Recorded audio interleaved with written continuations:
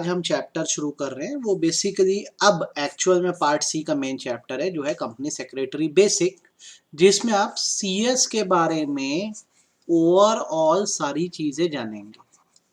Overall जो भी provision CS के हैं मैं आपको इस चैप्टर में समझाने वाला हूँ, ठीक है। तो लेट अस स्टार्ट। सबसे पहली बात तो हम करते हैं कि सीएस बन कौन सकता है।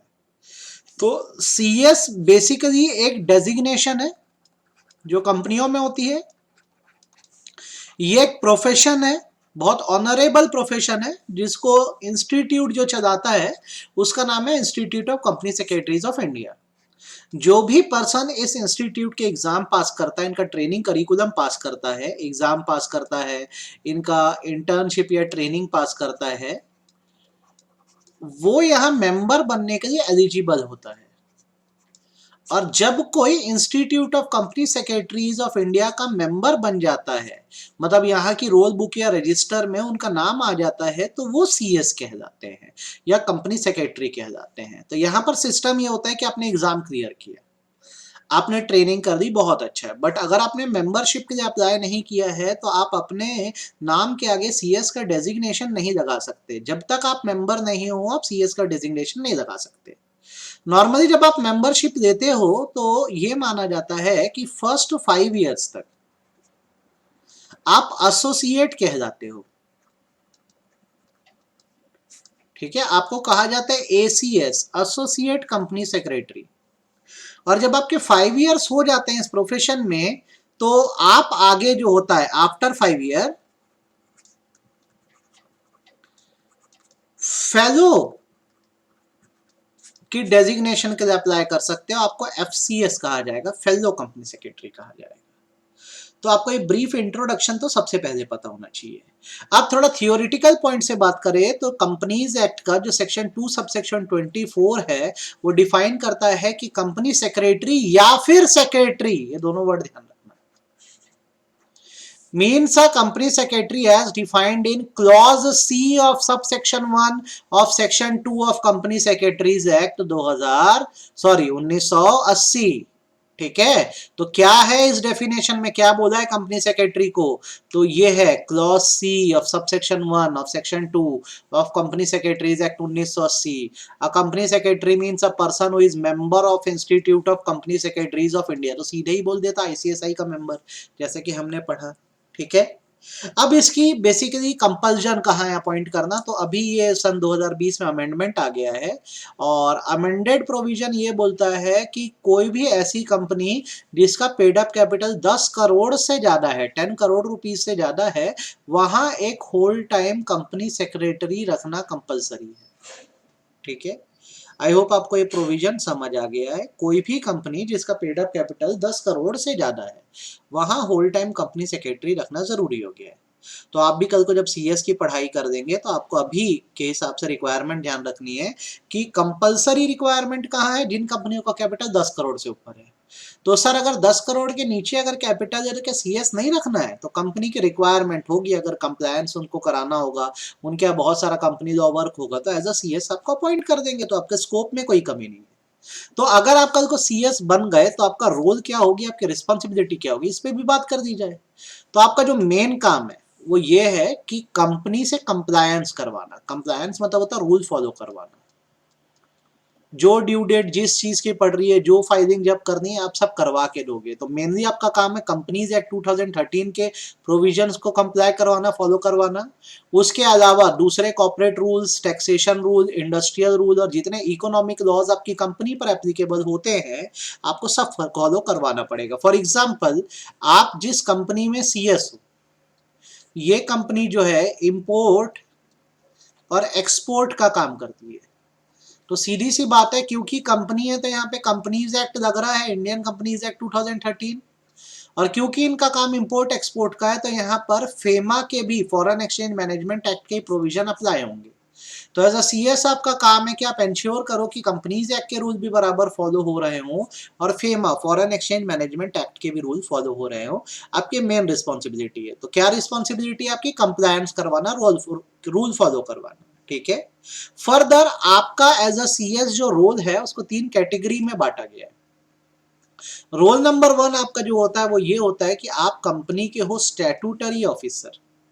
स्टैट्यूटरी ऑफिसर का मतलब होता है लीगल ऑफिसर हो आप कंपनी के, आपको मैं कंप्लायंस ऑफिसर भी बोल सकता हूं। आपका मेन काम बेसिकली ये है एज अ कंपनी सेक्रेटरी कि जितने भी रूल्स एंड रेगुलेशन कंपनी पर लग रहे हैं, जैसे हमने ऊपर पढ़ा, आपकी कंपनी पर जो लग रहा है आप उसको फॉलो करवाओगे, कंप्लायंस करवा के दोगे। आपकी रिस्पॉन्सिबिलिटी अभी थोड़ा ज्यादा इंक्रीज इसलिए हो गई है कि की मैनेजेरियल पर्सनल की डेफिनेशन में आपको ऐड कर दिया गया एज अ सीएस। केएमपी का मतलब आपको सेक्शन 2 सब सेक्शन 51 में मैंने पहले भी बताया है। KMP means and include MD, company secretary, manager, CFO etcetera. तो क्योंकि आपकी पोजीशन बढ़ गई है तो आपकी जिम्मेदारी भी बढ़ गई है, और ये माना जाता है कि अगर कुछ नॉन कंप्लायंस हुआ तो आपको इम्प्रिजनमेंट भी हो सकती है, जेल भी हो सकती है, फाइन भी लग सकता है, और ऑफिसर इन डिफॉल्ट के ऊपर जो जो रूल्स लगते हैं आप पर लगते हैं, मतलब पेनल्टी के। ये आपका स्टैट्यूटरी ऑफिसर का बेसिकली रोल है। आपका दूसरा रोल जो कंपनी में है एज अ सीएस, आप कल को बन जाओगे सीएस जब, तो कोऑर्डिनेटर का रोल है आपका कंपनी में। कोऑर्डिनेटर का मतलब क्या? सबको साथ में लेकर चलने वाला, सबको साथ में लेकर चलने वाला, ये आपका रोल है बेसिकली। ये रोल आपको निभाना होगा। तो नॉर्मली ये माना जाता है कि जैसे कंपनी को चलाता तो बोर्ड है, पर बोर्ड एक प्रॉपर एडवाइस के बिना काम तो नहीं कर सकता ना। तो एज अ सीएस आपका काम होता है कि कंपनी के जितने डिपार्टमेंट्स हैं उनको कोऑर्डिनेट करो और बराबर उनके बीच कम्युनिकेशन बना के रखो बोर्ड के बिहाफ में। एज अ सीएस आप ये करोगे। तो जब आप एज अ कोऑर्डिनेटर अपना रोल निभा रहे होगे तो आपके मेन काम क्या क्या है? ठीक है, सबसे पहला काम आपका है guidance and assistance to board. आपकी ये जिम्मेदारी बनेगी कि एज अ कंपनी सेक्रेटरी समय समय पर अब जो डायरेक्टर्स होते हैं उनको कलेक्टिवली, कलेक्टिवली मतलब बोर्ड को, और यहाँ पे मैं लिख देता हूँ बोर्ड को, ठीक है, और इंडिविजुअली अगर कोई सिंगल डायरेक्टर भी आपसे एडवाइस मांगता है तो आप उसको बराबर क्या दीजिए? गाइडेंस दीजिए। ठीक है, आपकी बोर्ड के प्रति कुछ ड्यूटीज बनती हैं। जो भी मीटिंग्स होगी आप बुलवा के दोगे, ठीक है, मिनट्स बनाने का काम आप देखोगे। ठीक, आप बोर्ड के एडवाइजर के तौर पे काम करोगे, उनको लीगल, फाइनेंशियल या किसी भी लॉ के मैटर पे एडवाइस चाहिए होगी, एज अ कंपनी सेक्रेटरी आप एडवाइस दोगे। आप इंश्योर करोगे कि जब बोर्ड कोई डिसीजन ले रहा है तो वो लॉ के अकॉर्डिंगली है और वो पावर एक्सीड नहीं कर रहे हैं। ठीक है, लास्ट, क्योंकि मीटिंग कॉन्फिडेंशियल नेचर की होती है तो एज अ सीएस आप इंश्योर करोगे कि मीटिंग की सीक्रेसी बनी रहे और इंफॉर्मेशन बाहर लीक ना हो। तो आप कोऑर्डिनेटर हो तो बोर्ड को आप समझ गए होगे कैसे कोऑर्डिनेट करना, उनके लिए मीटिंग बुलानी है, बोर्ड को टाइम टाइम पे एडवाइस करनी है, ये इंश्योर करना है कि वो लॉ के लिमिट्स में डिसीजन ले, और मीटिंग की सीक्रेसी बना के रखनी है। कोऑर्डिनेटर के तौर पे पहला काम है आपका। दूसरा काम आपका ये है कि बहुत सारी बॉडीज अलग अलग है, फंक्शनरीज है, मतलब फंक्शनरीज मतलब होता है जो कहीं ना कहीं बिजनेस से जुड़ी है, आपको सबसे रिलेशन बनवाना है कंपनी का। जैसे किससे किससे रिलेशन बनवाना है? ट्रेड यूनियन से। ठीक, भाई आप सीएसओ, इंडस्ट्रियल रिलेशन बनाने का डायरेक्टली आपको वर्क दे दिया जाएगा। क्या होगा? कंपनी में लेबर्स होते हैं, लेबर्स की होती है ट्रेड यूनियन, आप सीएसओ तो डायरेक्टर्स के बिहाफ में आप जाके ट्रेड यूनियन से बात कर सकते हो। आप ये इंश्योर करोगे कि जब ट्रेड यूनियन से मैनेजमेंट डिस्कशन कर रहा है तो हर चीज का रिकॉर्ड कीपिंग है, ताकि बाद में कोई गड़बड़ ना हो। दूसरा, ऑडिटर से कोऑर्डिनेट करने का काम आपका है। ठीक, नॉर्मली क्या होता है, ऑडिटर कंपनी में अलग अलग तरह के सर्टिफिकेशंस करते हैं अलग अलग लॉ में। तो जो सेक्रेटरी, आप जैसे कंपनी सेक्रेटरी हो तो आपको ऑडिटर से बहुत क्लोजली डील करना होता है। डील करने का मतलब बेसिकली ये होता है कि उसके काम को बराबर देखना होता है, और ऑडिटर जब सर्टिफाई कर रहा है तो उसको जिस चीज की रिक्वायरमेंट है आप प्रोवाइड करें। थर्ड, शेयर होल्डर से भी आपको रिलेशनशिप बना के रखना है, क्योंकि देखो आप डायरेक्टर्स को एडवाइस करते हो पर कंपनी तो शेयर होल्डर की है, तो आपको शेयर होल्डर से भी एक प्रॉपर रिलेशनशिप बनाकर रखना होगा। आपको इंश्योर करना होगा कि जैसे शेयर होल्डर कह रहा है कि उसको बुक्स और रजिस्टर इंस्पेक्ट करते हैं तो बिना देरी के आप उसे उसे प्रोवाइड करवाओगे। ठीक, देन चौथा, investor education and protection fund में जिन मेंबर्स का पैसा जमा है, आप एक नोडल ऑफिसर के तौर पे काम करना, और अगर कोई मेंबर अपने शेयर या अपना अमाउंट रिक्लेम करना चाहता है तो आईईपीएफ के रिकॉर्ड से निकलवा के देना। पांचवा एज अ कोऑर्डिनेटर आपका रोल है कि गवर्नमेंट से आपको डील करना होगा, जो भी गवर्नमेंट से करस्पॉन्डेंस होगा, मतलब लेटर कम्युनिकेशन होगा, ठीक है। आपका एक बहुत इंपॉर्टेंट रोल कंपनी में हो जाता है कि आप कंपनी के बिहाफ में गवर्नमेंट से क्या करोगे, सारे कोऑर्डिनेशन करोगे, सारे करस्पॉन्डेंस करोगे। छठवा, आप इंश्योर करोगे कि सेक्शन 135 के हिसाब से जो सोशल रिस्पॉन्सिबिलिटी में फंड स्पेंड हो रहा है वो प्रॉपर स्पेंड हो, और आप इंश्योर करोगे कि सोसाइटी को जो वेलफेयर मिलने चाहिए वो मिल रहे हैं कि नहीं मिल रहे हैं। तो एज अ कोऑर्डिनेटर आपके इतने काम हैं, आपको ये पता होना चाहिए और ध्यान होना चाहिए, ठीक है। नेक्स्ट उसके बाद आपका जो फंक्शन आता है या रोल आता है, देखो एक रोल तो आपने क्या पढ़ दिया, स्टैट्यूटरी ऑफिसर का, दूसरा क्या पढ़ा, कोऑर्डिनेटर का, अच्छे से समझ आ गया होगा। तीसरा रोल जो एज अ सीएस आपका होता है एडमिनिस्ट्रेशन का होता है, या एडमिनिस्ट्रेटर का होता है, ठीक है। एडमिनिस्ट्रेटर का मतलब आपको ओवरऑल पूरी कंपनी को संभालने का काम करना होगा। तो क्या क्या एडमिनिस्ट्रेट करो, ऑर्गेनाइजेशन को करो, वहां के फाइनेंस मैटर को करो, पूरे ऑफिस को करो। तो ऑर्गेनाइजेशनल एडमिनिस्ट्रेशन का मतलब क्या होता है, तो ऑर्गेनाइजेशनल एडमिनिस्ट्रेशन का मतलब ये होता है कि अगर आप एक सीएस हो तो डायरेक्टली आपको टॉप लेवल मैनेजमेंट में इंक्लूड कर दिया गया है। तो आप ये इंश्योर करते हो कि मैनेजमेंट का स्ट्रक्चर क्या होना चाहिए, किसकी क्या ड्यूटीज, क्या रिस्पॉन्सिबिलिटी होनी चाहिए। आपको पता होता है किसकी क्या स्ट्रेंथ है, क्या वीकनेस है, उस हिसाब से आप लोगों से काम कराओगे। दूसरा, आपको फाइनेंशियल एडमिनिस्ट्रेशन करना है। नॉर्मली क्या होता है बेसिकली कि जो भी रिपोर्ट आती है, जो ऑपरेटिंग रिपोर्ट या फाइनेंशियल रिपोर्ट है, सेक्रेटरी के थ्रू ही बोर्ड तक पहुंचती है। तो आप सीएस हो तो पहले आप स्क्रूटिनाइज करके देख सकते हो, फाइनेंस मैनेजर से बात करके देख सकते हो कि कंपनी में पैसे का हिसाब किताब सही चल रहा है कि नहीं चल रहा है। तीसरी चीज, सी, आप टैक्स एडमिनिस्ट्रेशन कर सकते हो, ठीक है। नॉर्मली कंपनी की टैक्स प्लानिंग कैसी होनी चाहिए, कितना इनपुट क्रेडिट या रिफंड मिलना चाहिए, ये सब प्लानिंग का काम भी सीएस कर सकता है। देन आप ऑफिस एडमिनिस्ट्रेशन का काम देख लो, ठीक है। जो बड़ी बड़ी कंपनीज होती हैं वहां पे अलग अलग डिपार्टमेंट्स होते हैं, तो डिपार्टमेंट ढंग से काम कर रहे हैं कि नहीं उसकी रिपोर्ट सीएस से मांगी जाती है। जैसे प्रोडक्शन डिपार्टमेंट ढंग से काम कर रहा है कि नहीं, तो सीएस एक बार रिव्यू करके रिपोर्ट बना देगा, हाँ हमारा प्रोडक्शन डिपार्टमेंट अच्छे से काम कर रहा है। Then personnel administration, personnel administration मतलब होता है आपके यहाँ जैसे प्लेसमेंट सेल होगा जिसके थ्रू एम्प्लॉयज को रखा जाता है, तो उसमें जो सीएस है उसको भी मेंबर बना दिया जाता है, ठीक है। सीएस को मेंबर बना दिया जाता है कि आप देखो कि किसको रिक्रूट किया जा रहा है, ट्रेन किया जा रहा है।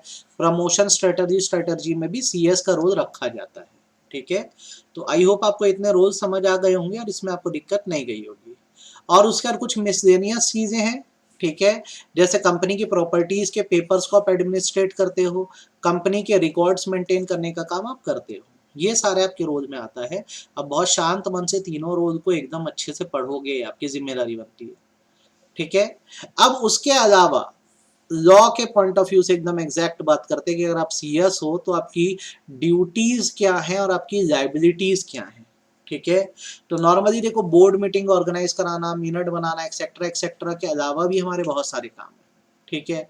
जैसे सबसे पहला काम हमको जो दिया गया है वो ये दिया गया है कि जब कंपनी का रजिस्ट्रेशन हो रहा है तो हम डिक्लेरेशन दे सकते हैं इस चीज का कि कंपनी सारे रूल्स को प्रॉपरली फॉलो कर रही है कि नहीं। फॉर एग्जांपल आज की डेट में एबीसी लिमिटेड नाम की एक कंपनी बन रही है, रजिस्टर हो रही है, इनकॉर्पोरेट हो रही है, तो बेसिकली ये माना जाता है कि इस कंपनी को एक डिक्लेरेशन साइन करवाना होता है, और ये डिक्लेरेशन वो या तो एडवोकेट से साइन करा सकते हैं, ठीक है, ये सीए से साइन करा सकते हैं, ये सीएस से करवा सकते हैं, सीएमए से करवा सकते हैं। तो एज अ सीएस आपके रिस्पॉन्सिबिलिटी में ये आता है कि बेसिकली अगर कोई कंपनी अभी रजिस्टर्ड या इनकॉर्पोरेट हो रही है तो आप डिक्लेरेशन दे सकते हो कि सारे रूल फॉलो हो रहे हैं कि नहीं।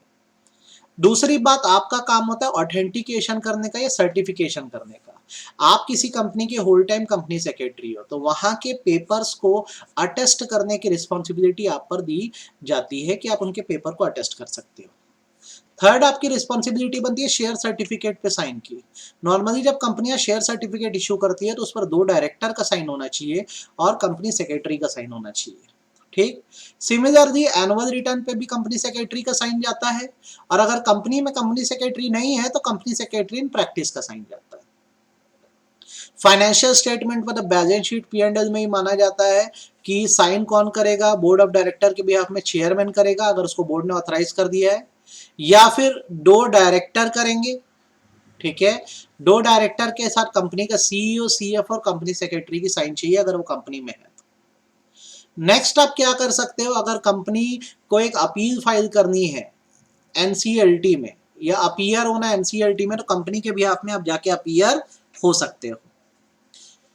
नेक्स्ट, अगर कंपनी रजिस्टर्ड है या शेयर बाजार में रजिस्टर्ड है तो आपको कंप्लायंस ऑफिसर माना जाएगा। कंप्लायंस ऑफिसर मतलब जो लॉ फॉलो करवाता है।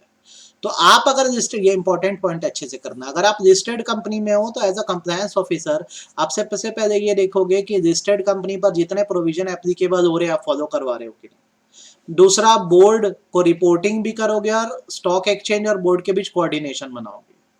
अगर कहीं कुछ अटेस्ट करना हो या कोई करेक्शन करवाना हो आप करवा के दोगे। आप ये इंश्योर करोगे कि जितने इन्वेस्टर है सबके ग्रीवेंस सॉल्व हो रहे हैं टाइम पे। एज अ कंप्लायंस ऑफिसर ये आप करोगे, ये इंपॉर्टेंट पॉइंट है, इसको अच्छे से करना है, ठीक है।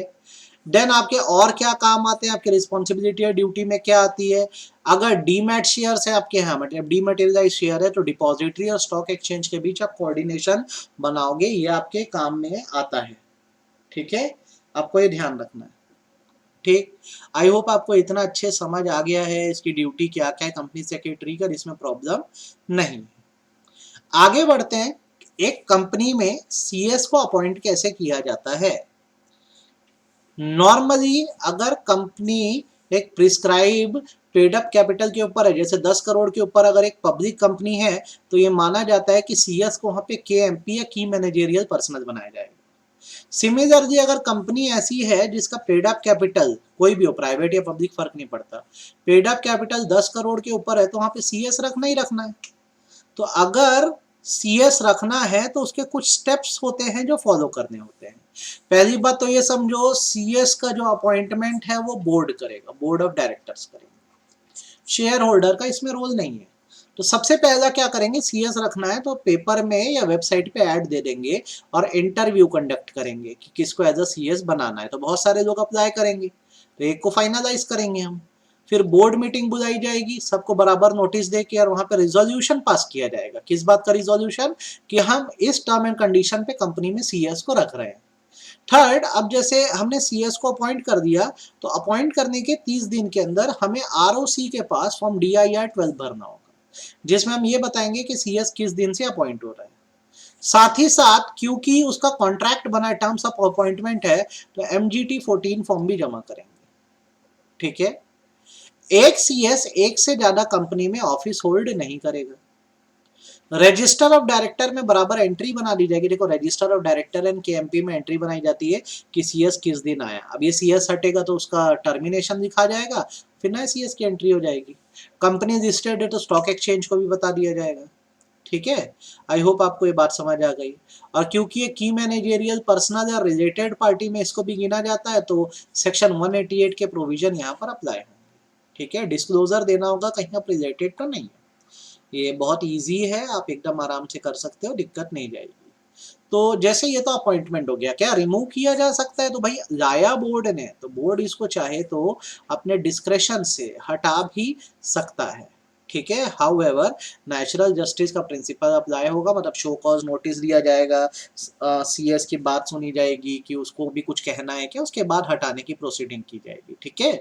तो अगर इसका प्रोसीजर मैं बताऊं तो क्या है, सबसे पहला बोर्ड जो है वो हटाने का काम कर सकता है। उसके लिए क्या है, बोर्ड मीटिंग बुलाई जाएगी जिसमें सीएस से उसकी बात रखवाएंगे, फिर रिमूव करवा देंगे। रिमूव कराने के 30 दिन के अंदर फॉर्म DIR 12 भर के आरओसी को बताएंगे कि हमने सीएस को रिमूव कर दिया। कंपनी अगर रजिस्टर्ड है तो स्टॉक एक्सचेंज को इन्फॉर्म कर देंगे कि हमने सीएस को रिमूव कर दिया है। रजिस्टर में टर्मिनेशन की एंट्री बना देंगे कि भाई सीएस को हमने हटा दिया है। अगर बहुत बड़ी कंपनी है तो पब्लिक नोटिस देके सबको बता देंगे कि पर्सन अब हमारा सीएस नहीं है। अब जगह हो गई खाली, तो इस जगह को आपको क्या करना है, बेसिकली 6 महीने के अंदर फिल करना है। 6 महीने के अंदर बोर्ड मीटिंग करके एक नया सीएस रख लो, ये आपका काम है, ठीक है। आई होप आपको अभी तक चैप्टर समझ आ गया होगा। देन अब बारी आती है सीएस के फंक्शन क्या है और ड्यूटीज क्या है। तो अगर मैं किसी कंपनी में कंपनी सेक्रेटरी हूं, तो मैं बोर्ड से क्लोजली एसोसिएटेड हूं, तो मुझे अलग अलग कंप्लायंसेस की रिपोर्ट, कंप्लायंसेस मतलब नियम फॉलो हो रहे हैं कि नहीं, उसकी रिपोर्ट बोर्ड को करनी होगी। मेरे को ये इंश्योर करना होगा कि हमारी कंपनी सेक्रेटेरियल स्टैंडर्ड्स को फॉलो करती है। उसके बोर्ड, जो बोर्ड ऑफ डायरेक्टर है, मेरे को जो फंक्शन देंगे, अदर ड्यूटीज मैं परफॉर्म करूंगा। मेरी ड्यूटी क्या बनती है, तो एज अ कंपनी सेक्रेटरी मेरी ड्यूटी जो है वो ये है कि मैं डायरेक्टर्स को गाइड करूंगा अलग अलग मामलों में, बोर्ड मीटिंग बुलाने का काम करूंगा, कोई भी अप्रूवल अगर अथॉरिटी से देनी है वो मैं लेकर दूंगा, अलग अलग रेगुलेटर्स के सामने जैसे एनसीएलटी के सामने या कंपटीशन कमीशन ऑफ इंडिया के सामने कंपनी को रिप्रेजेंट करूंगा, बिजनेस को चलाने में बोर्ड की मदद करूंगा, बोर्ड को सही चीजों में एडवाइस करूंगा, जो ड्यूटी बोर्ड कहेगा मैं फॉलो करूंगा, और एक्ट में जो ड्यूटी लिखी है कंपनीज एक्ट में वो मैं फॉलो करूंगा। ये सब मेरी ड्यूटी बनती है। ठीक है। एसोसिएट एंड फेलो का मतलब मैंने बता दिया आपको। फर्स्ट 5 ईयर तक आप जब मेंबरशिप में रहते हो तो आप एसोसिएट हो, और 5 ईयर बीतने के बाद आप क्या बन जाते हो, फेलो बन जाते हो। इंपॉर्टेंट कंसेप्ट है, भूलना मत, एकदम अच्छे से इसको करना है। ठीक है, यहां तक आप पहले कर दो। नेक्स्ट लेक्चर में मैं आपको इसके आगे बताऊंगा, लेकिन इतना तब तक आपका परफेक्ट होना चाहिए।